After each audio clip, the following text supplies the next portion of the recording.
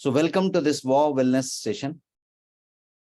इस wow wellness session में मैं आप सबका स्वागत करता हूं और आज के लिए जो सब्जेक्ट हमने लिया है सेशन का वो सब्जेक्ट है 7 super tips for women health. महिलाओं के सेहत के लिए 7 सुपर टिप्स की आज हम बात करेंगे और आज हम कुछ अमेजिंग हर्ब्स की बात करेंगे जो महिलाओं के लिए बेहद जरूरी हैं, बेहद चमत्कारी हैं। हो सकता है आप उनमें से कुछ का इस्तेमाल करते हो, कुछ का नहीं करते हो सकता है कि आप किसी का भी इस्तेमाल नहीं करते हो, तो उन्हें जानना जरूरी है। और वो बहुत कॉमन हर्ब्स हैं जिसका आप इस्तेमाल कर सकते हैं। बट किस लिए हर्ब का इस्तेमाल करना चाहिए, क्यों उतने वो हर्ब इतने चमत्कारी हैं, उनको जानने के पहले हम वुमेन हेल्थ के बारे में थोड़ा सा जानेंगे, सिग्निफिकेंस ऑफ वुमेन हेल्थ को समझेंगे। हम how men are different from women, इस पे भी थोड़ी सी चर्चा करेंगे। बिकॉज नॉर्मली समझते हैं कि प्राणी प्राणी है, व्यक्ति व्यक्ति है, लेकिन ह्यूमन में एक मेल है, एक फीमेल है, और मेल और फीमेल में काफी विषमताएं हैं और इसका स्वास्थ्य से भी लेना देना है, जिस पे हम चर्चा करेंगे। तो विमेन हेल्थ की चर्चा करते हुए हम आज 7 सुपर टिप्स की बात करेंगे जो वुमेन हेल्थ के लिए बहुत ही प्रभावी हैं, बहुत ही कारगर हैं, और आपको ये जानना चाहिए और आपको इसको अमल में लाना चाहिए। और इतना ही नहीं, हम उसके बाद अमेजिंग हर्ब्स की बात करेंगे और अंत में मैं आपको एक अमेजिंग सप्लीमेंट के बारे में भी बताऊंगा जो वुमेन के लिए बहुत प्रभावी होता है। Let us start. सबसे पहले तो सिग्निफिकेंस की बात करते हैं कि वुमेन हेल्थ के बारे में इतनी ज्यादा संजीदा होने की जरूरत क्यों है। हेल्थ सबका है, बट वुमेन हेल्थ के बारे में इतना संजीदगी क्यों जरूरत है। थ्रू आउट लाइफ, जो इस पिक्चर में मैं दिखाने की कोशिश कर रहा हूं, women body goes through hormonal changes और ट्रिमेंडस शिफ्ट्स होते रहते हैं।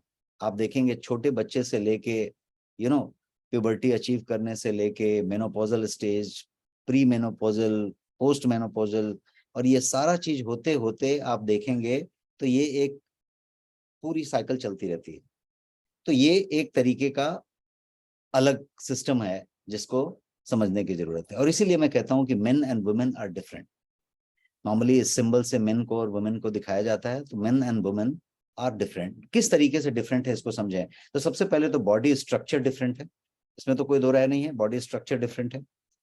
सो मच सो दैट कि उनके जो ऊपर से देखने से नहीं, उनकी जो कोशिकाएं हैं, मैं कह रहा हूं every cell, every organ in our bodies are different and they are affected whether we are male or we are female.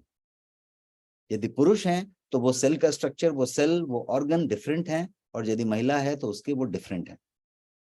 और इसीलिए जो आप जो हार्मोन की बात करें तो टेस्टोस्टेरोन की बात करें, एस्ट्रोजन की बात करें, तो ये जो है estrogen is that female hormone. Androgen मतलब hormone present in both, male and female दोनों में प्रेजेंट है। तो ये जो है हार्मोनल जो इश्यूज हैं वो भी आपको चेंज में दिखे। And is also because depending on mail and female, आप पुरुष हैं कि महिला हैं, ये जो सेल्स हमारी बॉडीज में हैं वो हमारे डीएनए को डिफरेंटली रीड करती हैं। मेल है तो डिफरेंटली रीड करती हैं, फीमेल है तो डिफरेंटली रीड करती हैं, और इसीलिए जो प्रक्रियाएं हैं, जो प्रोसेसेस रन हो रही हैं, उसमें भी काफी फर्क पड़ता है। तो एक एक पुरुष होना, एक महिला होना, ये दोनों डिफरेंट डिफरेंट है। यहां तक कि बैक्टीरिया जो हमारे इंटेस्टाइन में है, हमारी आंतों में जो बैक्टीरिया है वो भी, और ये जो फ्लूइड हमारे घुटनों में है, जिसको चिकनाई आप कह रहे हैं, वो घुटनों की मूवमेंट को बनाए रखता है, वो भी महिला है और पुरुष है उसके हिसाब से अलग अलग तरीके से इन्फ्लुएंस होते हैं। तो आपके आंतों में होने वाले बैक्टीरिया जो फ्रेंडली बैक्टीरिया हैं वो, और घुटने में होने वाली जो फ्लूइड है वो भी, यदि पुरुष और महिला की अलग अलग तरीके से रिस्पॉन्ड करते हैं, तो आप समझ सकते हैं कि कितना फर्क है महिला और पुरुष के चीजों में। और कुछ एक दो एग्जाम्पल मैं आपको बताता हूँ, जेंडर फैक्टर किस तरीके से मैटर करता है और इसका स्वास्थ्य से कितना लेना देना है। Women are 3 more times likely to get rheumatoid arthritis। क्या आपको पता है? आर्य सबको पता होगा, रिमेटॉइड अर्थराइटिस लोग बात करते रहते हैं, लेकिन रिमेटॉइड अर्थराइटिस में पुरुष को जितना होगा उससे 3 गुना ज्यादा संभावना महिलाओं को होने की होती है। और इतना ही नहीं, 8 times more likely to get auto immune disease. जितनी भी ऑटो इम्यून डिजीजेज होती हैं, आरए फैक्टर का बढ़ जाना आजकल बड़ा ऑटो इम्यून डिजीज बना हुआ है। Type 1 diabetes auto immune disease है, और उस तरीके से जितने भी ऑटो इम्यून डिजीजेज हैं उनकी होने की संभावना महिला में 8 गुना ज्यादा होती है पुरुष के बनस्पत। Yet women live up to 8 or more years than men। है ना चमत्कारी बात। इतनी सारी विषमताएं होने के बाद भी औसतन महिलाएं जो है 8 से 10 साल ज्यादा जीती हैं दैन पुरुष। मैं आपका चैट भी सामने रख लेता हूं ताकि मैं आपके साथ कनेक्ट रहूं। Just give me a moment. Yes, आपका चैट मेरे सामने है, आप अपनी बातें चैट में रखते रह सकते हैं और हम इसको अंत में आपके सारे सवालों का जवाब भी रखेंगे, Q&A में भी बात करेंगे। तो इतनी सारी विषमताएं जो है हम डिस्कस कर रहे हैं और ये कर रहे हैं। कुछ विषमताएं और डिस्कस करते हैं, और वो विषमताएं ये हुआ कि पुरुष के यदि यूरिन की बात करें तो वो ज्यादा कंसंट्रेटेड होता है। Men urine is more concentrated than women. महिला के यूरिन उतनी कंसंट्रेटेड नहीं होती है जितना पुरुष का होता है, बट येट इसके बावजूद भी वुमेन को यूरिनरी ट्रैक्ट इन्फेक्शन, यूटीआई जिसको कहते हैं, वो अक्सर होता रहता है पुरुषों के बनस्पत। तो ये जो ऊपर वाले ने ये जो विलक्षण शरीर बनाया है, इसमें महिला का शरीर और पुरुष के शरीर में काफी फर्क है, और ये फर्क जानना जरूरी है क्योंकि इससे आपके उस तरीके के स्वास्थ्य का भी लेना देना है। Women and main can experience pain in different ways. ये भी एक चमत्कारी बात है। सेम पेन, सेम तकलीफ महिला को डिफरेंट तरीके से महसूस होगा, पुरुष को डिफरेंट इंटेंसिटी से महसूस होगा। इतना ही नहीं, women and men's body can react to drugs differently. जो ट्रीटमेंट आप देंगे उस पर भी डिफरेंटली रिएक्ट करेंगे। पुरुष होगा डिफरेंटली रिएक्ट करेगा, महिला होगा डिफरेंटली रिएक्ट करेगा। जब डॉक्टर कभी किसी पर्टिकुलर केस में जब आपको किसी तरीके का सलाइन इंजेक्शन और वो सब दे रहे होते हैं तो उसमें महिला पुरुष फैक्टर को ध्यान में रखते हैं और उसके हिसाब से बात हो रहा होता है। तो ये इस तरीके की फर्क है। अब थोड़ी हड्डियों की बात कर लें। तो हड्डियों की जब बात करेंगे तो men have thicker skin. Skin की जो चमड़ी है, जो हमारी त्वचा है, वो थिकर होगा मेन में। वुमेन का सॉफ्ट होगा, थोड़ा पतला होगा, थिन होगा। 25% मोर देन वुमेन मेल का स्किन होता है। And men have higher densities of the protein collagen. अब हड्डियों की यदि बात करें तो even the bones, the tendons and the ligaments, ये सारी की सारी चीजें, पुरुष होगा तो वो ज्यादा डेंस होती है, ज्यादा सघन होती है, घनी होती है। और यदि महिला होंगी तो उनका जो है थोड़ा सा उतना ज्यादा डेंस नहीं होता है। पुरुष का बहुत ज्यादा डेंस और स्ट्रांग होता है हड्डी संरचना। और मैं तो सिर्फ हड्डी की बात नहीं कर रहा, मैं बोन की बात कर रहा, मैं टेंडन की बात कर रहा, मैं लिगामेंट की भी बात कर रहा हूँ। ये सारे के सारे बहुत ज्यादा सघन होते हैं और घनत्व तो उनका ज्यादा होता है, डेंसिटी ज्यादा होता है। और महिलाओं का वो जो है कम होता है और वीक होता है, उतना ज्यादा स्ट्रांग नहीं होता जितना पुरुष का होता है। और इसीलिए कुछ चीजें ऐसी होती हैं, जैसे ऑस्ट्रोपेरोसिस का आपने नाम सुना होगा, जिसमें हड्डियां खोखली हो जाती हैं। जब वुमेन का आप ईयरली हेल्थ चेकअप वगैरह कराते हैं तो आप उसमें देखेंगे कि बोन डेंसिटी टेस्ट जरूर किया जाता है, क्योंकि हम उसकी नजर रखना चाहते हैं उस बात पे कि उसका जो डेंसिटी है वो कितना है और उसको टाइमली एड्रेस किया जा सके। अब बात करते हैं एक और जेंडर फैक्टर की, मेंस्ट्रुअल साइकिल की बात करें, जो मासिक धर्म होता है। तो ये जो एक पर्टिकुलर ऐसी चीज है कि करीब करीब 12, 13, 14 साल से लेके करीब 50, 55 साल की उम्र तक ये जो है एक मेंस्ट्रुअल साइकिल जो है वुमेन को उसके थ्रू गुजरना पड़ता है। And loss of blood every month takes place. हर महीने ब्लड का लॉस होता है। And they need more iron than men because haemoglobin, because that particular blood is lost, and therefore more iron is required, more ferritin is required, so more protein consumption is required, because iron को पकड़ के रखने के लिए, iron को संग्रहित करने के लिए, आयरन को डिपॉजिट बना के रखने के लिए, और आयरन को टाइम लगे तो डिलीवर करने के लिए एक तरीके की तत्व की जरूरत पड़ती है जिसको फेरिटीन कहते हैं।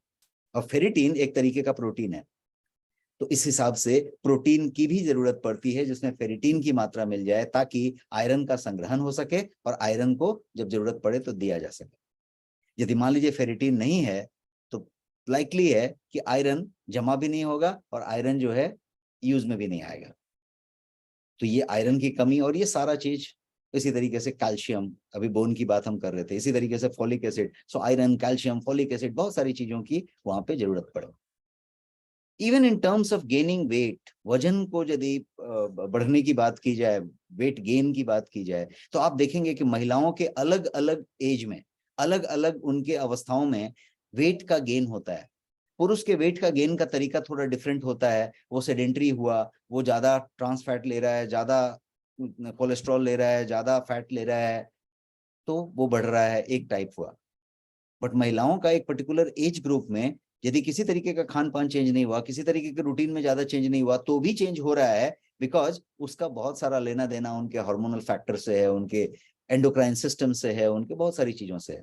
तो इसीलिए गेनिंग वेट, बीइंग ओबेस भी टिपिकली जो जो फैट के अलावा भी, मतलब वजन बढ़ने के अलावा भी कुछ ऐसी बॉडी संरचना की बात करें तो जैसे हिप पे और थाई पे जो है फैट को बढ़ जाना, तो आप अक्सर देखेंगे कि महिलाओं का हिप पे, थाई पे फैट का जो है डिपोजिशन ज्यादा होगा कंपेयर टू मेन। तो ये जो अराउंड स्टोमक की बात की जाए तो ये सारा चीज कहीं ना कहीं पे जेंडर के हिसाब से वैरी करता है। अब जब वुमेन हेल्थ की बात करें तो women have unique health issues जो मेन के पास नहीं होते। Women have completely different and unique issues like, पहला तो अभी जस्ट हम बात कर रहे थे पिछले स्लाइड पे, मेंस्ट्रुअल साइकिल। प्रेगनेंसी, पुरुष के पास प्रेगनेंसी नहीं है। Pregnancy 9 month, a baby in the womb, getting feeded, getting carried, growing inside, doing all that, तो ये पूरा का पूरा एक अपने आप में पूरा का पूरा एक सिस्टम है, और वो सिस्टम सारा कुछ इस्तेमाल करता है, सारी की सारी आपकी बॉडी की फंक्शनिंग को इस्तेमाल करता है, and therefore it gets connected. उसका बहुत सारा लेना देना है। मेनोपॉज पुरुष के पास नहीं होता। तो ये सारे के सारे ऐसे कंडीशंस हैं। साथ साथ फीमेल के जो ऑर्गन्स होते हैं उनका भी लेना देना इन पर्टिकुलर चीजों से होता है। तो इसीलिए यूनिक हेल्थ इश्यूज भी होती हैं, और इसीलिए रेगुलर हेल्थ स्क्रीन कराना, बोन डेंसिटी चेक कराना, या फिर किसी तरीके का कोई बाकी जो आपके हेल्थ चेकअप्स होते हैं वो करना। सर्विकल कैंसर सबसे ज्यादा प्रोबेबल हो जाता है, तो उसके लिए पैप्समियर जैसी चीजें हो गई, कुछ और हो गई, तो ये सारी चीजें आपको ध्यान रखनी पड़ती है। इसीलिए women health is more concerned area, and there are many threats to women health, and they are more prone to certain disease. अब कुछ बीमारियों की यदि बात की जाए तो किन किन बीमारियों की बात करें, सबसे पहले हम ब्रेस्ट कैंसर की बात करते हैं। वुमेन के पास ये एक हमेशा खतरे की तलवार लटकती रहेगी ब्रेस्ट कैंसर की, जैसे मेन के पास प्रोस्टेट कैंसर की बात रहती है, वैसे ब्रेस्ट कैंसर की एक जो है तलवार लटकती है। तो ब्रेस्ट कैंसर की बात करें तो कॉज बाय सेवरल फैक्टर्स, कोई एक फैक्टर नहीं हो सकता, हेरेडिटी में हो, वहां से आ रहा हो, इसमें हार्मोनल इशू भी हो सकती है, एनवायरमेंटल चेंजेस हो सकते हैं। बट स्क्रीनिंग यदि आप टाइम पे कर रहे हैं, आप उसका चेकअप टाइम पे कर रहे हैं, तो मेमोग्राम हो सकता है, एमआरआई हो सकता है, प्रिकॉशन ले रहे हैं ब्रेस्ट कैंसर के लिए, तो ये सारा कुछ आप हेल्दी वेट मेंटेन कर रहे हैं, रेगुलर एक्सरसाइज कर रहे हैं, और ये सारा कुछ कर रहे हैं, तो बहुत हद तक इसको संभाला जा सकता है और समय पे पता किया जा सकता है, ताकि उस पर एक्शन आप ले सकें। ऑस्ट्रोपेरोसिस, थोड़ी देर पहले हम हड्डी के घनत्व की बात कर रहे थे, बोन डेंसिटी की बात कर रहे थे। चूंकि वो खोखला हो जाता है तो ऑस्ट्रोपोरोसिस की संभावना बढ़ जाती है। ऑस्ट्रोपोरोसिस एक बोन डिजीज है जो तब होता है जब बॉडी जो है टू मच बोन का डेंसिटी को लूज कर देता है, और बोन जो है वीक हो जाती है, बोन ब्रिटल हो जाती है, इस तरह का कोई चीज हो जाता है। Ageing is one of the reason for osteoporosis, is one factor. Healthy ageing हो सकती है, but other reasons like calcium की कमी, आज का हम जो खाना खाते हैं उसमें बहुत सारे पोषक तत्वों की कमी हो जाती है, तो कैल्शियम की कमी एक बात है। Hormonal imbalance in women is another thing. Hyperthyroidism women में सबसे ज्यादा होता रहता है, तो वो भी एक रीजन है। विटामिन डी की डिफिशियंसी अक्सर वुमेन में होता है, आगे के स्लाइड में हम चर्चा करने वाले हैं विटामिन डी की डिफिशियंसी, और बहुत ज्यादा कॉमन है विटामिन डी की डिफिशियंसी महिलाओं में, तो इसके बारे में भी हम चर्चा करेंगे। एंड बॉडी का जो फ्रेम का साइज है वो भी बहुत ज्यादा मायने रखता है आपके इस ऑस्टियोपोरोसिस के सब्जेक्ट पे। So eat well, take required supplements, take required all nutrients, micronutrients, यदि भोजन से नहीं मिलता है तो आप उसको सप्लीमेंट के तौर पे लें। And always do your health checkup कम से कम साल में एक बार तो करें। फैटी लीवर की बात की जाए तो नॉन अल्कोहलिक फैटी लीवर यदि हम इसकी बात करें तो वुमेन के लिए ये क्वाइट कॉमन है। अभी तो पुरुषों में भी बहुत कॉमन है, क्योंकि हमारा खाना पीना, जिस तरीके का हम कोलेस्ट्रॉल ग्रहण कर रहे हैं, जिस तरीके का हम डेली रूटीन फॉलो करते हैं, तो ये non alcoholic fatty liver quite common है। बट महिलाओं में फैटी लीवर अच्छा खासा मात्रा में पाया जा रहा है और हेल्थ चेकअप में निकलता ही निकलता है, ज्यादा लोगों को निकलता है। तो eating excess calories is the reason जो कि आपको जो है लीवर के एरिया में फैट बिल्टअप करता है। When the liver does not process or break down those fats, जो कि नॉर्मली वो करता है, बट जब वो नहीं कर पाता है तो too much fat will accumulate. And if they have obesity, किसी महिला के पास फैट ज्यादा है उस एरिया में, यदि किसी को डायबिटीज है, किसी को हाई ट्राइग्लिसराइड है, लिपिड प्रोफाइल गड़बड़ है, तो उसके पास ज्यादा चांसेस हैं कि वो फैटी लिवर डेवलप करेगा। और इसीलिए यदि आपने लीवर का ध्यान रखा, लीवर का मास्टर क्लींस किया, तो क्या होता है, सब हरा हरा आपका कोलेस्ट्रॉल निकलता है, आपकी लिवर वापस जो है रिगेन कर जाती है, रिजुविनेट हो जाती है, और फिर वो फुल कैपेसिटी में फंक्शन करने लगती है। तो आपका वो जो भी कुछ लिपिड प्रोफाइल का प्रॉब्लम था, आपका जो भी ओबेसिटी से रिलेटेड प्रॉब्लम था, उसकी बात होती है और लीवर फुल फंक्शन करने लग जाता है। तो नॉन अल्कोहलिक फैटी लीवर की बात हम कर रहे थे, और ये जो है फ्रिक्वेंट है। कुछ पेशेंट्स की बात यदि की जाए जिसको पीसीओएस है, पॉलीसिस्टिक ओवेरियन सिंड्रोम, या किसी को पीसीओएस है, या ओबेसिटी है, या किसी को इंसुलिन की रेजिस्टेंसी है, डायबिटीज का लेना देना है, तो ये सारे जो है मेन फैक्टर के तौर पे कंसिडर किए जा रहे हैं। हार्ट डिजीज और वुमेन की बात की जाए, मैं कुछ बीमारियों पे ब्रश कर रहा हूं before I talk about the 7 super tips. एक हार्ट डिजीज की यदि बात की जाए तो ये मोस्ट कॉमन डिजीज है ह्यूमन में, वर्ल्ड वाइड। ये कोई इंडिया की बात नहीं है, कोविड के बाद ये बहुत ज्यादा हो गया है, but world wide heart disease most common है ह्यूमन में। But women are more vulnerable than men. और ये एक स्ट्रेंज बात है। लोग ऐसे समझते हैं कि महिलाओं का हार्ट का प्रॉब्लम ज्यादा नहीं होता है, बट आंकड़े ये बताते हैं, साइंस ये बताता है, पास्ट रिकॉर्ड्स ये बताते हैं, और मेडिकल ये बताता है कि महिलाओं का जो हार्ट का जो हेल्थ है, तो महिलाएं ज्यादा माने खतरे के लिए संभावित हैं, ज्यादा वल्नरेबल हैं दैन पुरुष। क्योंकि जो प्लाक बिल्टअप होता है धमनियों के अंदर, आर्टरीज के अंदर जो प्लाक बिल्टअप होता है, दीवालों पे जो प्लाक जमना शुरू होता है, वो diabetes, obesity, blood pressure, hypertension, ये सारे के सारे जो हार्ट के कारण हैं, वो सारे कारण महिलाओं में बाय डिफॉल्ट होने की संभावना ज्यादा रहती है। इतना ही नहीं, लाइफस्टाइल चेंजेस की बात की जाए और मैनेज करने की बात की जाए तो महिलाएं हमेशा उसमें थोड़ा सा पीछे रह जाती हैं।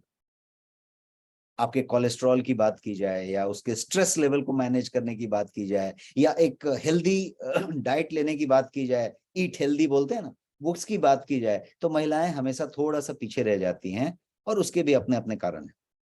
एक ऐसा आंकड़ा है जो आंकड़ा ये कहता है, मैंने स्लाइड पे वो आंकड़ा रखा है, कि 1 in 8 women experience depression in their lifetime, twice the rate as men. 1 in 8 women। पुरुषों के लिए ये आंकड़ा 17 में से 1 है, और यहाँ पे 8 में से 1 महिला अपने लाइफ टाइम में डिप्रेशन को फेस करती है, जो कि पुरुषों के मुकाबले ये दुगना है रेशियो। पुरुष सैड फील कर सकते हैं, निराश हो सकते हैं, समटाइम लो फील कर सकते हैं, this is natural. If the feeling are prolong, लंबा फील कर रहे हैं, ऐसा कुछ सप्ताह तक ऐसा चल रहा है, महीनों तक ऐसा चल रहा है, तो वो अफेक्ट करता है, उनके इर्द गिर्द के लोग भी महसूस करते हैं, उनको अफेक्ट होता है। Depression is now commonly found among women of all age group, और पुरुषों से दुगुना ज्यादा, ये मैं आंकड़ा रख के आपको बता रहा हूँ। And depression can be caused with so many factors. Genetic से हो सकता है, ट्रॉमेटिक इवेंट से हो सकता है, किसी तरीके का कोई ऐसा घटना हो गया, बट वुमेन के लिए इसका और भी रीजंस हैं। और वो रीजन क्या है? पहले तो ये जो 2 रीजन मैंने बताया ये भी ज्यादा है, ट्रॉमेटिक इवेंट उनके लाइफ में ज्यादा होती रहती है, तनाव वो ज्यादा लेते रहते हैं, उनके पास स्ट्रेस का फैक्टर ज्यादा होता है। आगे के स्लाइड में हम बात करेंगे, फैक्टर्स की भी बात करेंगे। बट और भी कुछ फैक्टर हैं जो पुरुषों में ज्यादा अप्लाई नहीं होते हैं, जैसे हार्मोनल इम्बैलेंस, वो आपको डिप्रेशन की तरफ ले जा रहा है। न्यूट्रिशनल डिफिशियंसी सबसे ज्यादा वुमेन में है, जहां पे जिंक सब चीज की कमी है। बैलेंस न्यूट्रिशन ही का अभाव है। शायद प्रेगनेंसी के दौरान बहुत प्रिकॉशन ले लिया, बहुत ज्यादा केयर लोगों ने ले लिया, तो उन्होंने उसका ध्यान रख लिया। बट अदरवाइज भारत सरकार भी अपने स्वास्थ्य मंत्रालय जो होता है, बाल और महिला कल्याण विभाग, वो भी अपने एड में ये कहता है कि संतुलित आहार, माता यदि स्वस्थ खाएगी तो बच्चा भी स्वस्थ पैदा होगा, काइंड ऑफ। तो ये एक जो पर्टिकुलर टाइम है, उस समय शायद सब लोग ध्यान रखते हैं, शायद महिला भी ध्यान रखती है। लेकिन बाकी पूरे लाइफ शायद ज्यादातर महिलाएं अपने स्वास्थ्य का ध्यान नहीं रखती हैं, क्योंकि वो बचा कुचा कुछ खा लेती हैं। पहले अपने पूरे परिवार का ध्यान रखने की कोशिश करती हैं, शायद खाना भूल भी जाती हैं, खाना सबसे ज्यादा बनाती रहती हैं पर खाना भूल भी जाती हैं। तो ये जो सारा कुछ होता रहता है, ये हार्मोनल बैलेंस तो एक फैक्टर है, लेकिन न्यूट्रिशनल डिफिशियंसी एक बहुत बड़ा फैक्टर है जो वहां पे काम में बाधा डालता है। और तीसरा जो फैक्टर आता है वो है फिजिकल एक्टिविटी, इनएक्टिविटी, क्योंकि वो इतना ज्यादा व्यस्त रहते हैं कि फिजिकल एक्टिविटी वाला जो फैक्टर है वो कहीं पे कम हो जाता है, मिसिंग हो जाता है। और इसीलिए ओबेसिटी आप देखेंगे तो अक्सर महिलाओं में ज्यादा मिलता है, डिफरेंट तरीके से मिलता है, बिकॉज उसका सीधा खाने से संबंध नहीं है, उसका संबंध हार्मोनल इम्बैलेंस से भी है, उसका संबंध आपके एंडोक्राइन ग्लैंड से भी है। तो ओबेसिटी और बीइंग ओवरवेट, ये जो है सबसे ज्यादा चिंता होने वाली बात महिलाओं के लिए है। और इस बात के लिए महिलाएं चिंतित ज्यादा भी रहती हैं, क्योंकि उनको फिगर की भी बहुत ज्यादा चिंता होती है। तो वो जो है ओबेसिटी और वजन कम कैसे होगा, इस पे हमेशा जो है बात चलती रहती है। ये दो शब्द आजकल हमेशा आप सुनते रहते होंगे, सोशल मीडिया में भी बहुत ज्यादा सुनते होंगे, और डॉक्टरों के पास अपने घर में सुनते होंगे, और यदि घर में महिलाएं हैं तो किसी ना किसी को इस तरीके की चीजें मिलती रहती होंगी, और वो है पीसीओएस और पीसीओडी, पॉलीसिस्टिक ओवेरियन डिजीज या पॉलीसिस्टिक ओवेरियन सिंड्रोम। और ये यदि वजन ज्यादा है तो इसकी संभावना ज्यादा है। Obese women is at risk of developing diabetes, developing heart disease, ये तो है, लेकिन ओबेसिटी जो है ये सब चीजें भी कर सकता है। एंड एज यू एज, जैसे जैसे आपकी उम्र बढ़ती है, मेटाबॉलिज्म जो है धीरे धीरे स्लो होता जाता है। आपका जो चयापचय की प्रक्रिया है, उसकी जो गति है वो धीरे धीरे कम होती रहती है। So if your diet and exercise looks the same, जैसा आप 25 साल की उम्र में थे, 30 साल की उम्र में थे, और 40 साल की उम्र में यदि वो डाइट और वो जो एक्सरसाइज है जो सेम ही है, तो काम नहीं बनेगा।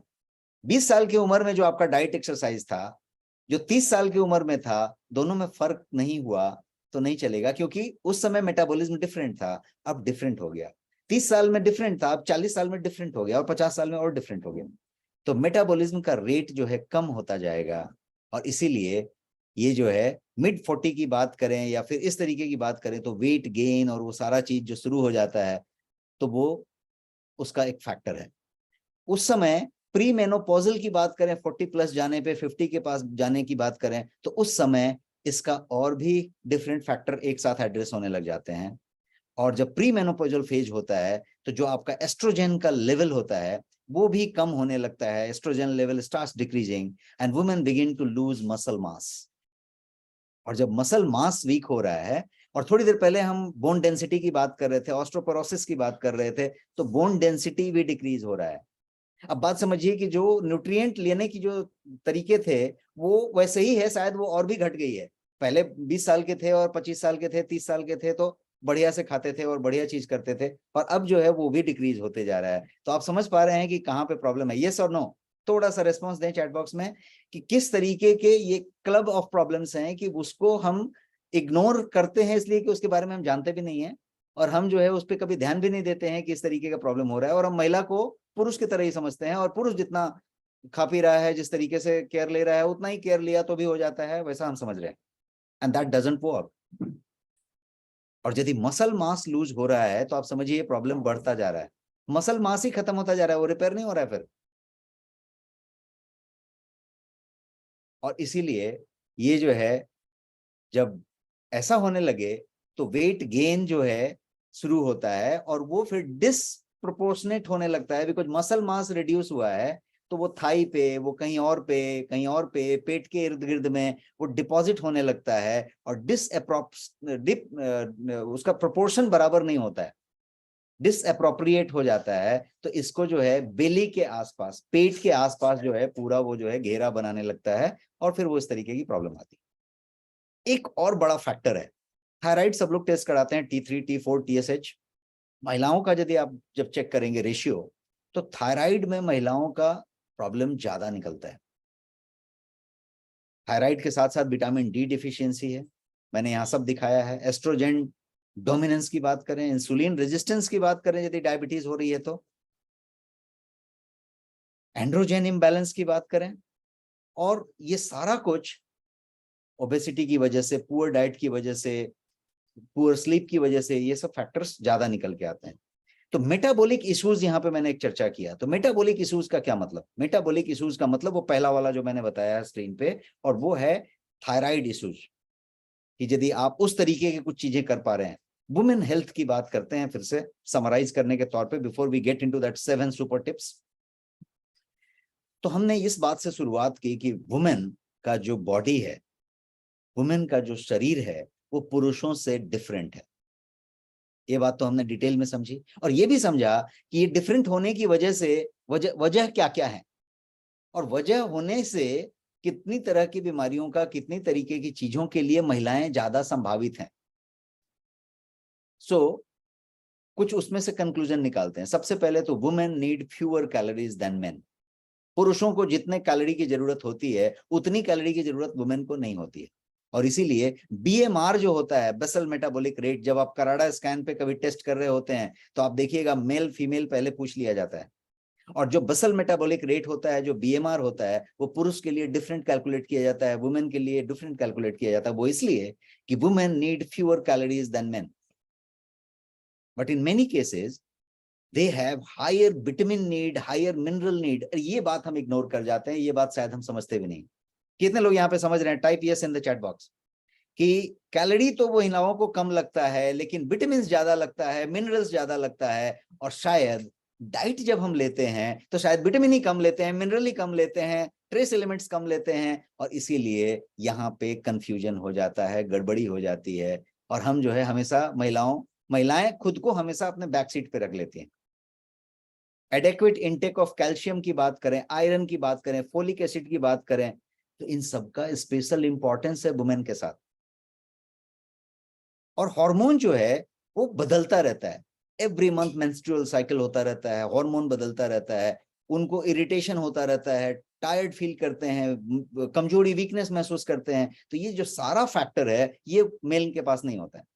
तो इसीलिए वुमेन हेल्थ को एक दूसरा चश्मे से देखने की जरूरत है, एक दूसरा पर्सपेक्टिव लेके देखने की जरूरत है, और वुमेन को खुद देखने की जरूरत है, सो दैट उसका एक बेहतर केयर लिया जा सके, और उस सपोर्ट के हिस्से में न्यूट्रिशन, जो न्यूट्रिएंट्स हैं वो सही मात्रा में दिए जा सके, बैलेंस न्यूट्रिशन दिया जा सके, स्पेशल हर्ब्स दिया जा सके। और ये सारा यदि फूड में संभव नहीं है तो उसको जो है सप्लीमेंट के तौर पे लिया जा सके। Now let me give you the 7 super tips जिसके लिए हम सब वेट कर रहे हैं। क्या आप रेडी हैं 7 सुपर टिप्स लेने के लिए? अब मैं 7 सुपर टिप्स की तरफ बढ़ रहा हूं। Late us talk about 7 health tips for women, and I would add super with this, because मैं सुपर टिप्स की बात कर रहा हूं क्योंकि साइंस बैक्ड 7 सुपर टिप्स मैं आपके लिए लेके आया हूं। देखिए, हैविंग गुड हेल्थ हर आदमी का डिजायर है कि नहीं? कोई आदमी आप ऐसा ढूंढ के लाइए जो कहे कि मेरा स्वास्थ्य अच्छा नहीं होना चाहिए।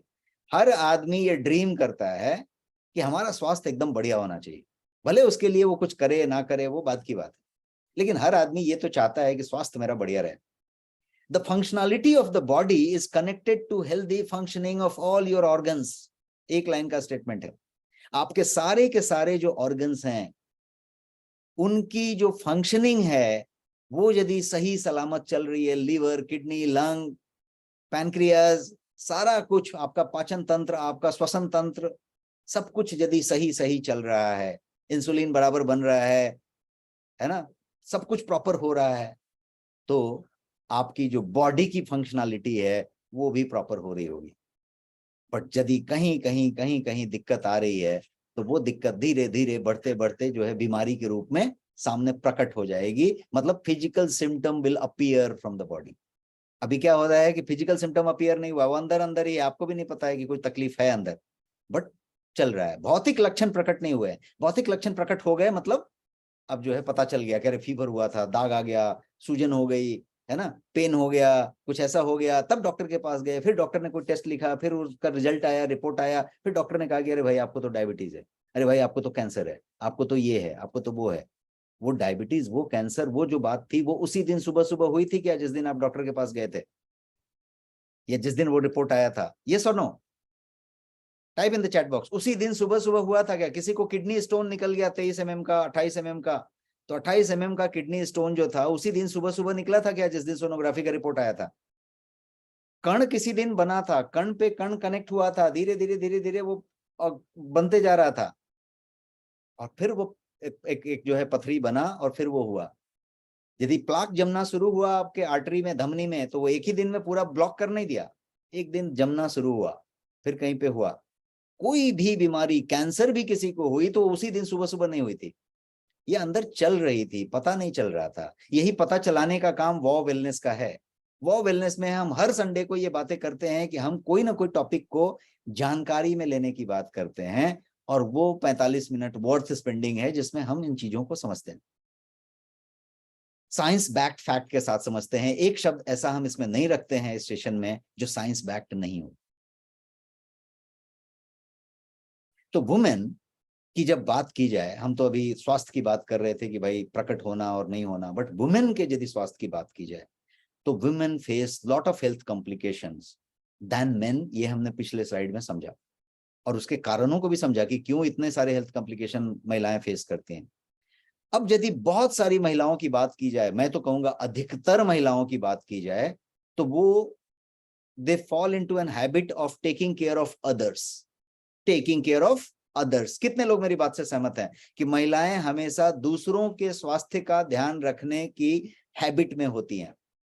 बचपन से शायद उनके संस्कार में भी वही दिया जाता है, उनके बातों में भी यही लिया जाता है। वो पहले अपने घर में बच्चे को, अपने पति को, अपने पेरेंट्स को, अपने अतिथियों को, सबको जो है बेस्ट खिलाने की बात करेंगे। किसने कितने बजे नाश्ता नहीं किया, खाया नहीं, वो उनका एकदम जो है पंक्चुअलिटी उस पर होती है। लेकिन खुद क्या किया उसको वो इग्नोर कर देते हैं, क्योंकि, और मैं शायद इसको भारतीय महिला के रूप में लेके आऊंगा, क्योंकि इंडियन वुमेन शायद ऐसा ज्यादा करते हैं। और आप सब लोग यहाँ पे 100% टाइप कर रहे हैं, मतलब आप सब मेरे साथ सहमत हैं कि ये इंडियन वुमेन के पास ये जो सिनेरियो है, ये चीज हो रही है। तो एक लाइन में यदि कहें तो उनके पास एक हैबिट फॉर्म हो जाती है, माइंड में एक प्रोग्रामिंग हो जाती है कि दूसरों का ख्याल रखना है before the take care of their own.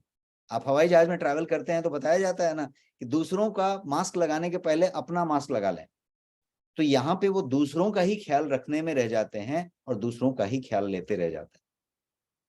और इसीलिए नो मैटर आपकी उम्र कितनी है, आपका ओवरऑल हेल्थ स्टेटस क्या है, नो मैटर, कोई फर्क नहीं पड़ता कि आप कितने उम्र के हैं, आपका स्वास्थ्य कैसा है।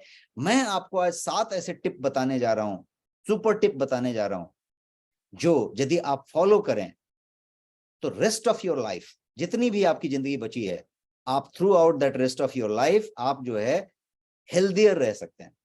तो क्या आप रेडी हैं? Type ready in the chat box, और मैं ये 7 टिप आपको एक एक करके बताने जा रहा हूं, और आप बिल्कुल इसको बड़े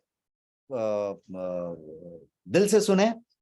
जितनी भी महिलाएं यहाँ स्टेशन में मौजूद हैं उनके लिए तो डायरेक्ट सुनने की बात है, लेकिन जितने भी पुरुष मौजूद हैं वो अपनी पत्नी के लिए, माताजी के लिए, अपने सिस्टर्स के लिए, अपने किसी भी महिला परिवार वाले के लिए, मित्र के लिए इसको जरूर समझें।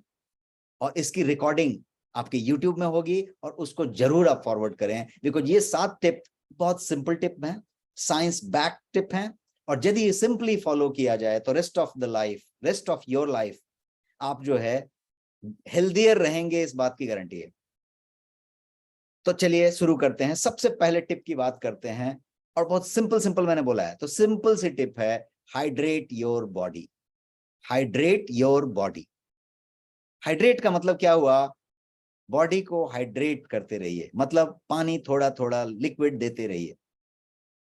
Women should always stay hydrated to avoid complication due to dehydration. सबसे बड़ा प्रॉब्लम वुमेन को देता है।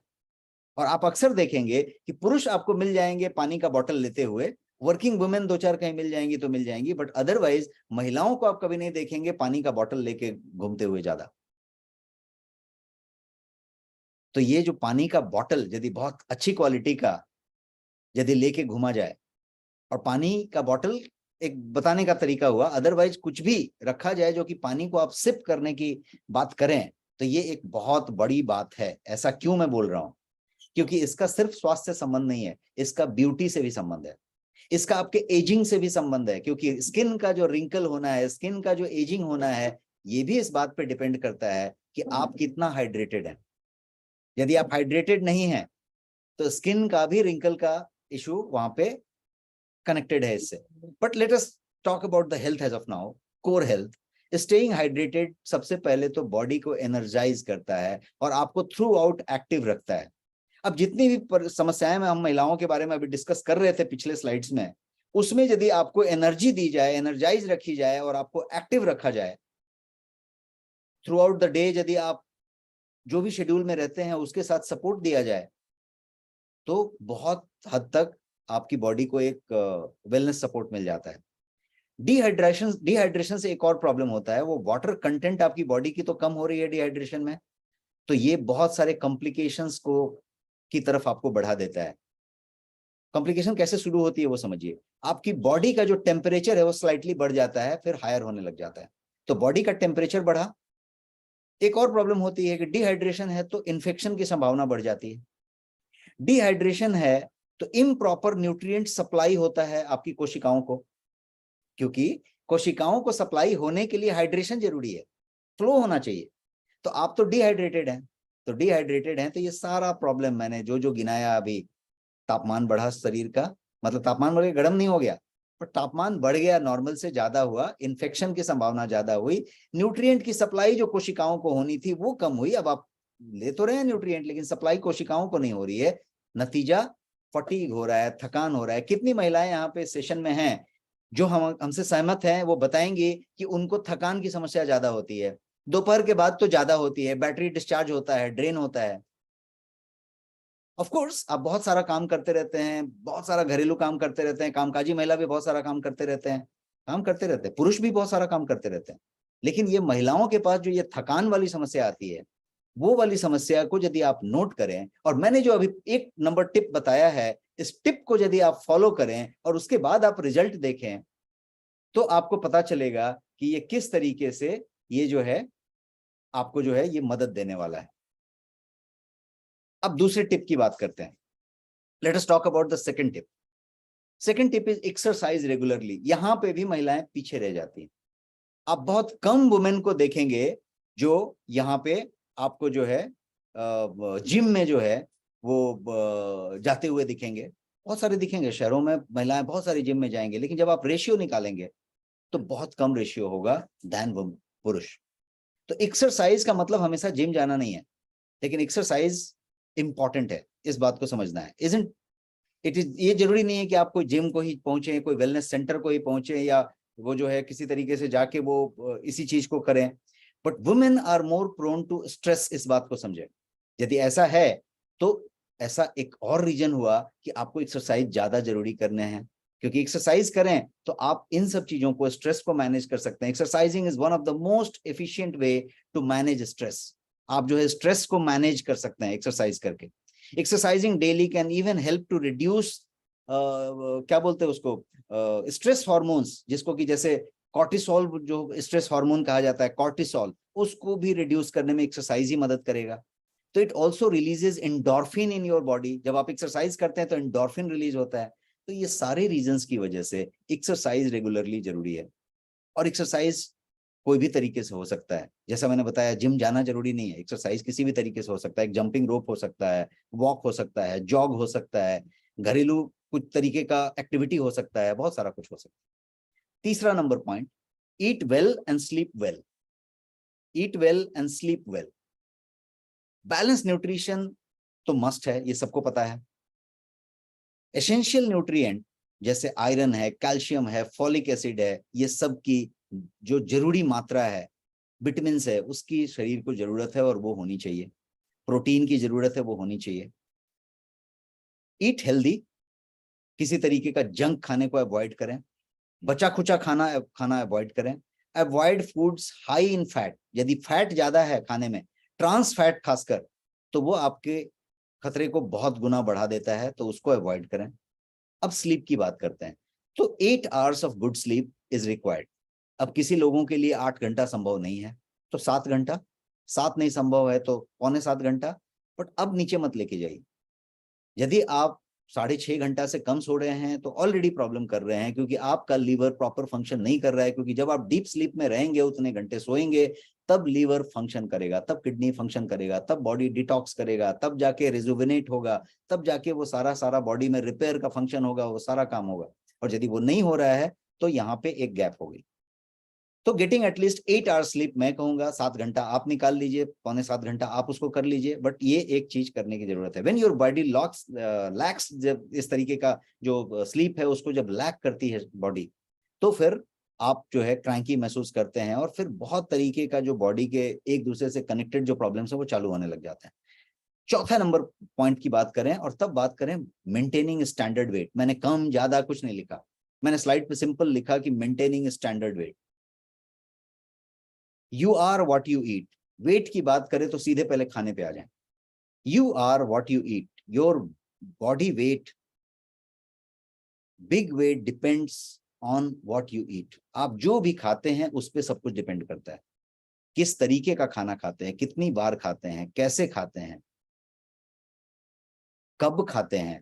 अब मान लीजिए कि आप रात को खाते हैं 10:30 बजे 11 बजे और तुरंत सो जाते हैं, रात में इतने लेट से खाते हैं, तो वो ही एक सबसे बड़ा कारण हो गया। यदि उसी को खाली कम कर दीजिए तो आप मेंटेनिंग स्टैंडर्ड वेट में आ जाएंगे। आप अपना डिनर जो है किसी भी तरीके से 8 बजे 7:30 बजे तक खत्म कर दीजिए, 8 बजे खत्म कर दीजिए, और फिर सोइए 10 साढ़े 10 बजे, तो आप देखेंगे कि वहां पे ही बहुत हद तक खत्म हो गया और केयर आ गया। फिर कुछ हेल्दी खाने की मैं बात कर रहा था, तो हेल्दी जब खाने की बात करें तो फ्रूट्स हैं, ग्रीन्स हैं, वेजिटेबल्स हैं, होल ग्रेन्स हैं, सबूत अनाज है। प्रोसेस्ड को अवॉइड करें, जितना भी प्रोसेस्ड है उसको अवॉइड करें, प्रोसेस्ड फूड को अवॉइड करें, पैक्ड फूड को अवॉइड करें। जितना भी ताजा मिले, जितना भी सबूत मिले, सबूत फल, सबूत अनाज, इस सब चीजों को लें, रॉ चीजों को लें। Eating healthy can help you maintain ideal weight, simple line है। प्रोटीन का यदि मात्रा ज्यादा रखें, कार्ब की मात्रा कम रखें, तो एक सिंपल सा रेशियो बना के रखें कि कार्बोहाइड्रेट, प्रोटीन और फैट, ये जो 3 हैं वो आपके मैक्रो हैं, मोटे मोटे तत्व हैं जिसको आपको लेने की जरूरत है। तो इसकी एक मात्रा रखें और उसका एक रेशियो मेंटेन रखें, जिसमें प्रोटीन की मात्रा 40% होनी चाहिए। अब बात करते हैं इस मेंटेनिंग वेट में, आप यदि बीएमआई का ख्याल रखें और बीएमआई को अपना मीटर बना के चलें और उसको फॉलो करें, तो 25 का नीचे रहने की कोशिश करें। मैंने यहाँ पे चार्ट रखा है आपके सामने कि यदि आप 25 से नीचे हैं, हरे वाले इमेज को आप देखें, यदि वहां पे हैं तो ये परफेक्टली फाइन, और ऐसा ही अभी रेस्ट ऑफ द लाइफ यदि आप रहने का तरीका डेवलप कर लें तो ये बहुत बढ़िया हो सकता है। अब यदि आप नॉर्मल से थोड़ा सा बढ़ने की कोशिश करें, 25 से जैसे ही आपका ऊपर गया तो क्या हुआ, 25 से ऊपर जाने पे ये क्या हो गया, ये ओवरवेट हो गया। 25 से 30 तक इसको ओवरवेट कहेंगे, और 30 से यदि आप ऊपर गए तो आप ओबेस हो गए, और यदि 35 से ऊपर गए तो एक्सट्रीमली ओबेस हो गए। ओबेस की क्लासेस चालू हो गई, ओबेस 1, ओबेस 2 टाइप की चीजें हो गई। तो आपको मेंटेन करना है, तो आप जब भी चेक करेंगे तो ज्यादा से ज्यादा लोग ऑरेंज वाला निकलेंगे, जिसको हम ओवरवेट कहेंगे, 25 और 30 के बीच में। तो आपको 25 से घटा के नीचे लाना है और हरे वाले में आ जाना है। सो ट्रैक देम और उसकी बात करें, और किसी भी एफिलिएट पार्टनर से आप मिलें, किसी भी वेलनेस एडवाइजर से आप मिलें, और आप जो है अपने पूरी बॉडी कंपोजिशन का चेकिंग कराएं। जब आप चेक कराएंगे, और फ्री में चेक होगा, फ्री में चेक कराएंगे, तो आपको पता चलेगा कि आपका बीएमआई कितना है, आपका वाइसरल फैट कितना है, और कैसे कम होगा, ये भी आपको वेलनेस एडवाइजर बताएंगे। एंड यहाँ पे परिमला नरसिम्हन मैडम हैदराबाद से बता रही हैं कि वो ग्रीन में है, एंड दैट्स वंडरफुल। और ये बहुत बढ़िया बात है। अब यदि इतना बढ़िया बात है तो इसके साथ परिमला मैडम को यदि और एक बात मैं कहूं कि आप इस बात को सुनिश्चित करें कि rest of your life you remain in that green. यदि इतना किया जा सकता है तो जॉब इज डन। आधे से ज्यादा बीमारियों का प्रॉब्लम ऑलरेडी सॉल्व हो गया बिकॉज आप उस ग्रीन के बॉडी मास इंडेक्स में हैं। तो चौथा नंबर पॉइंट ये था। अब आते हैं पांचवें नंबर पॉइंट पे। पांचवें नंबर पॉइंट की बात करें तो सन एक्सपोजर। अब यहां पे बात आती है सन एक्सपोजर की। जब आप बात करते हैं तो इशू ये है कि धूप और महिलाएं का थोड़ा सा ज्यादा कनेक्शन नहीं बैठता। क्यों? क्योंकि इसका स्किन से लेना देना है, स्किन के जलने से लेना देना है, सांवला हो जाने से लेना देना है, डार्क स्किन हो जाने से लेना देना है, काला पड़ जाएंगे उससे लेना देना है। जहां पे फेयरनेस क्रीम लगाया जाता हो जिस कंट्री में बहुत ज्यादा मात्रा में, वहां पे धूप में निकलना शायद एक बोलते हैं ना एक बैक सीट ले लेता है। लेकिन धूप में निकलने से विटामिन डी मिलती है, फ्री में विटामिन डी मिलती है, जिसको हम सनशाइन विटामिन कहते हैं। Vitamin D is sunshine vitamin. तो ये धूप में निकलने से मिलती है which helps the body to absorb calcium. अब इसका कितना कनेक्शन है वुमेन वाले हेल्थ से आप जोड़ के देखिए। मेरे पिछले स्लाइड्स को याद कीजिए, पिछले आधे घंटे में जाइए, जहां पे ऑस्ट्रोपोरोसिस हो रहा है। हर हेल्थ चेकअप में बोन डेंसिटी टेस्ट कराई जा रही है क्योंकि कैल्शियम की मात्रा कम हो रही है, हड्डी का घनत्व कम हो रहा है, और हड्डी के घनत्व के लिए बॉडी को कैल्शियम को एब्जॉर्ब करने के लिए विटामिन डी की जरूरत है। और विटामिन डी क्या है? विटामिन डी का सेवन ही नहीं हो रहा है क्योंकि धूप में नहीं निकल रहे। धूप में निकले तो एक और चीज का प्रिकॉशन रखें कि एक्सपोजर ज्यादा नहीं होना चाहिए क्योंकि वो नेगेटिवली अफेक्ट करेगा। बिकॉज सन के उसमें आपका अल्ट्रा वायलेट रे है, और अल्ट्रा वायलेट रे क्या करेगा? सन को डैमेज करेगा। सिर्फ काला सांवला नहीं कर देगा, सिर्फ जलाएगा नहीं, यहां तक कि यदि ज्यादा डैमेज करेगा तो वो आपको बहुत तरीके के स्किन कैंसर भी दे सकता है। इसीलिए एसपीएफ जो होता है, सनस्क्रीन लोशन होते हैं, उसका इस्तेमाल करें, और उसके अंदर एसपीएफ फैक्टर को जरूर चेक करें कि कितना परसेंट एसपीएफ है, और उसके हिसाब से आप उसको इस्तेमाल करें। लेकिन सूर्य का रोशनी का सेवन जरूर करें, सूर्य की रोशनी को इग्नोर ना करें। छठा नंबर पॉइंट, स्ट्रेस का रिडक्शन। स्ट्रेस को कम करें। By default women have got more stress. कितने लोग अग्री करते हैं? वुमेन के पास ज्यादा स्ट्रेस है बिकॉज वो सोचते ज्यादा हैं, इमोशनल ज्यादा होते हैं, उनके पास समस्याएं भी ज्यादा होती हैं। बच्चे के पढ़ाई का, बच्चे के करियर का उतना चिंता पिताजी को नहीं होता है जितना शायद माता को होता है।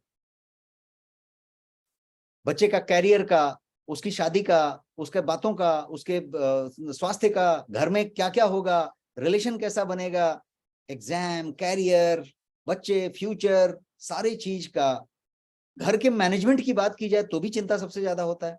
वुमेन यदि वर्किंग है तो चिंता तो डबल हो गया, वर्क वाला भी चिंता हो गया। और इतना ही नहीं, यदि वर्किंग वुमेन है तो आप हमेशा देखेंगे वर्किंग वुमेन को ऑफिसेज में, ऑर्गेनाइजेशंस में, कि उनके पास कनेक्शंस ज्यादा रहता है वर्क के साथ, वो बहुत ज्यादा अटैच हो जाते हैं और बहुत ज्यादा चीज करते हैं, तो वहां भी चिंता ज्यादा करते हैं। तो वरी अबाउट रिलेशनशिप की बात करें तो उनका चिंता ज्यादा रहता है, किसी मेहमान का, किसी अतिथि का, संबंधियों का, हर चीज का उनके पास ये रहता है। रेपुटेशन के बारे में भी चिंता होता है कि हमारा रेपुटेशन कैसा है, इज्जत हमारा मिट्टी में मिल गया है कि इज्जत बहुत ऊपर चला गया है, उस पर भी बहुत ज्यादा विचार करते हैं, जोड़ देते हैं। तो ये हर चीज का चिंता रहता है। एंड आज के समय में तो बहुत सारे वेराइटी ऑफ स्ट्रेस और ऐड हो गए हैं, चिंता ऐड हो गई है। अब जैसे बात करें तो ये भी हो गई है कि भाई सोशल मीडिया की बात करें कि हमारा पोस्ट किसने किसने लाइक नहीं किया, और उसने उसका पोस्ट लाइक क्यों कर दिया, इस बात की भी चिंता है कि नहीं? ये सुनो, कितने लोग सहमत है मेरे बात से? इस बात की भी बहुत ज्यादा चिंता है। तो चिंताएं बढ़ गई हैं, घटी नहीं है, और भी ज्यादा हो गई हैं। चिंताओं का भी डेंसिटी बढ़ गया है। और एक जो सबसे बड़ा चिंता हर महिला को होता है, और वो आप सहमत करेंगे कि आज खाने में क्या बनाऊं, ये एक सबसे बड़ा चिंता है। कितने लोग अग्री करते हैं? यस टाइप करें यदि ये सबसे बड़ा चिंता है तो, कि आज खाने में क्या बनेगा, ये सबसे बड़ा चिंता। तो कहने का मतलब कि स्ट्रेस ज्यादा है और स्ट्रेस रिडक्शन करने की जरूरत है। बिकॉज यदि उसको कंट्रोल नहीं किया जाए तो जैसा मैंने पिछले बार में बताया कि बहुत सारी चीजों में कनेक्शन है। तो supplements can also control your stress and anxiety. Some of them include omega 3, noni, green tea, ashwagandha, ऐसे बहुत सारे सप्लीमेंट्स हैं जो आपके स्ट्रेस को बहुत हद तक मैनेज कर सकते हैं। स्ट्रेस हार्मोन जो कॉर्टिसोल है उसको मैनेज कर सकते हैं। अब आखिरी वाला 7वां number, regular health checkup. At least once in a year, साल में एक बार तो एटलीस्ट कराएं कि आप जो है इन चीजों को जान के रखें कि आपके हेल्थ का क्या कंडीशन है। रेगुलर हेल्थ एग्जाम, टेस्ट, आपके प्रॉब्लम को पहले बता सकता है, और यदि अर्ली स्टेज में ये पता चल गया तो ट्रीटमेंट बेटर होगा या ट्रीटमेंट कंक्लूड करके सॉल्यूशन निकल जाएगा। एंड एज विमेन कुछ स्पेशल स्क्रीनिंग करने की जरूरत होती है, जैसे पैप स्मीयर करना जरूरी है, पेल्विक एग्जामिनेशन करना जरूरी है, मेमोग्राम करना जरूरी है ब्रेस्ट कैंसर के लिए, रूटीन ब्लड टेस्ट आपको करना ही चाहिए, और रूटीन ब्लड टेस्ट में थायराइड फंक्शन टेस्ट होना चाहिए, लिपिड प्रोफाइल होना चाहिए, और ये साल में एक बार जैसा मैंने बताया करने की जरूरत है। और बॉडी कंपोजिशन एनालिसिस जरूर करें, ब्लड प्रेशर अपना जरूर नापते रहें, और जैसा मैंने बताया वेलनेस एडवाइजर को आप मिलें, किसी भी वेलनेस एडवाइजर को संपर्क करें, वो आपका ब्लड प्रेशर भी फ्री में चेक करेंगे और आपका बॉडी कंपोजिशन कराडा मशीन से चेक करके देंगे और रेगुलर चेक करके देंगे और फ्री में करके देंगे। तो स्वास्थ्य बनाएं, बिल्डिंग वेल्दियर कम्युनिटी पे काम करें और ज्यादा से ज्यादा लोगों से कनेक्ट हों। 7 हेल्थ टिप्स मैं बता रहा था अभी तक। So it is crucial for women to take care of their health, prevent complication and lead a healthier life. जिंदगी हेल्दियर होनी चाहिए और उसकी बात करें। एंड आई एम श्योर कि जितने भी 7 टिप्स मैंने बताए और हेल्थ के बारे में जो चीजें बताई कि ये टिप इतनी जरूरी क्यों है, वो आपको पसंद आया होगा और आपके लिए काम की रही होगी। अब मैं अमेजिंग हर्ब्स की बात करने जा रहा हूं और क्विकली मैं कुछ अमेजिंग हर्ब्स आपको देने जा रहा हूं।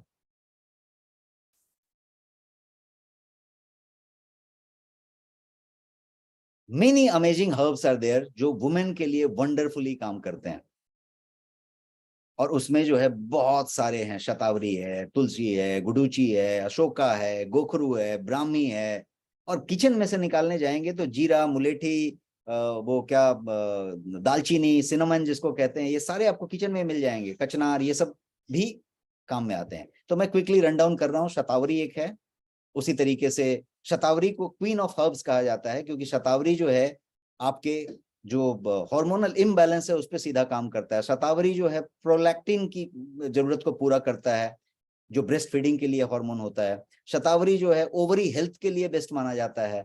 शतावरी जो है वो लिबिडो बूस्टर है, तो वुमेन का लिबिडो बूस्टर हो जाए तो फिर आपका एक हेल्थ जो है ओवरऑल प्रॉपर चल सकता है। शतावरी स्किन और ब्यूटी के लिए बहुत बढ़िया माना जाता है। अब अशोका की बात करें तो बचपन से आप तक किसी भी आयुर्वेद को हम पकड़े, किसी भी चीज की बात करें, किसी भी मेडिसिन की बात करें, तो उसमें अशोका का चर्चा जरूर होगा। अशोक की छाल, अशोका रिस्ट, आपने खूब नाम सुना होगा। तो ये सराका इंडिका जिसको कहते हैं, ये वंडर हर्ब है वुमेन के लिए। इसको भी आप अमृत कह सकते हैं, जैसा अभी शतावरी को कह रहे थे। और इसको जो है बहुत ज्यादा इस्तेमाल किया जाता है आयुर्वेद से लेके अलग अलग विधाओं में। मैंने अशोका का फूल आपको यहाँ पे दिखाया। यूरिनिक, यूट्रिन के लिए टॉनिक माना जाता है इसको, एस्ट्रिंजेंट माना जाता है, पावरफुल एस्ट्रिंजेंट माना जाता है। एंटी इन्फ्लेमेटरी गुण इसमें इतना ज्यादा प्रचुर मात्रा में है कि आप इसको किसी चीज से कंपेयर नहीं कर सकते। नेचुरल एनाल्जेसिक है, अमेजिंग एंटीऑक्सीडेंट भी इसको माना गया है, और इसको डिजीज फ्री लाइफ के लिए आप अलग अलग तरीके से इस्तेमाल। लोधरा एक अलग चीज है जो कि बहुत ज्यादा फायदेमंद है, और गायनकोलॉजिकल कोई भी प्रॉब्लम की बात करें तो इनडायरेक्टली डायरेक्टली लोधरा जो है वहां पे इस्तेमाल होता है। बायोएक्टिव कंपोनेंट इसके अंदर जो है वो काफी इफेक्टिव है पीसीओडी के लिए। कचनार है, गिलोय है जो इम्यूनिटी के लिए बहुत अच्छा जाना जाता है, बट महिलाओं के लिए भी गिलोय बहुत ज्यादा बढ़िया फंक्शन करता है। सूंठ, जिसको आप अदरक की जो सूखी हुई जो चीज होती है उसकी बात कर रहे हैं, आंवला की बात कर रहे हैं, गोखरू की बात कर रहे हैं। ये गोखरू की तस्वीर मैं आपको यहाँ पे दिखा रहा हूँ, जो सिस्ट फॉर्मेशन को कम करता है। यदि आप महिलाओं की बात करेंगे, आप ओवरी की बात करेंगे और सिस्ट फॉर्मेशन की बात करेंगे, तो ये काफी जो है सुने हुए वर्ड आपको मिलेंगे यदि 4 महिलाओं से आप बात करें तो। और यदि इसको नेचुरली आप एक्ट करना चाहते हैं, प्रिवेंट करना चाहते हैं, उस पर एक्शन लेना चाहते हैं, तो ये जो है स्टिमुलेट करता है ओवल्यूशन को, और जो है ये रिड्यूस करता है आपके सिस्ट फॉर्मेशन को। तो ये जो है एक अमेजिंग हर्ब के तौर पे आप इसको देख सकते हैं। अब बात करते हैं कि यदि सारे के सारे हर्ब्स को एक साथ यदि कहीं पे आपको दे दिया जाए, और मैं कह रहा हूं कि उससे कुछ ज्यादा भी दे दिया जाए, तो 25 से ज्यादा हर्ब, और ये सारे हर्ब जितने मैं बता रहा था वो सारे धकती पुष्पा, रक्त चंदन, चिकनी सुपारी, अजवाइन, सफेद जीरा, अश्वगंधा, हरर, बहेरा, अर्जुन छाल, वरादिकंद, ये सारे के सारे, दारू हरिद्र, पिप्पली, ये सारे जो मैंने अभी तक नहीं बताए वो सारे भी डाल दिए जाए, और 25 ऐसे हर्ब डाल के आपको यदि एक प्रोडक्ट दिया जाए, तो वो प्रोडक्ट की बात मैं अब कह रहा था कि अंत में मैं एक सप्लीमेंट बताने वाला हूं, और वो प्रोडक्ट है गोयंग का ऑसम वुमेन। ऑसम वुमेन एक सेट है जिसमें 1 लीटर का एक सिरप है और एक 60 टैबलेट्स का एक डब्बा है, और ये 1 लीटर भी 1 महीना चलेगा और 60 टैबलेट भी 1 महीना चलेगा, क्योंकि 2 टैबलेट रोज का लेना है। और ये कोई दवाई नहीं है, ये पूरा का पूरा सप्लीमेंट है, ये सारे के सारे हर्ब्स का कॉम्बिनेशन है और कंप्लीट नेचुरल पद्धति से बना हुआ है, जिसमें किसी तरीके का कोई शुगर, किसी तरीके का आर्टिफिशियल कलर फ्लेवर नहीं डाला गया है। और ये ऑसम वुमेन टैबलेट के इंग्रेडिएंट हुए और ये ऑसम वुमेन का इंग्रेडिएंट हुआ सिरप का, और ये इसके डिटेलिंग मैं आपको दे रहा हूँ, ये तत्व मैं बता रहा हूँ।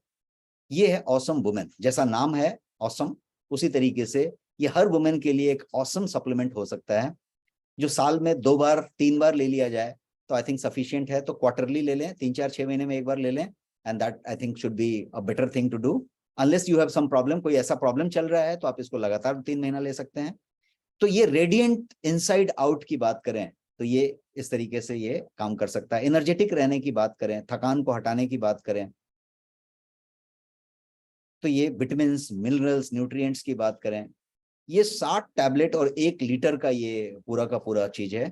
और ये जो है इसकी एमआरपी 1250 है, 1250 रुपया एमआरपी है।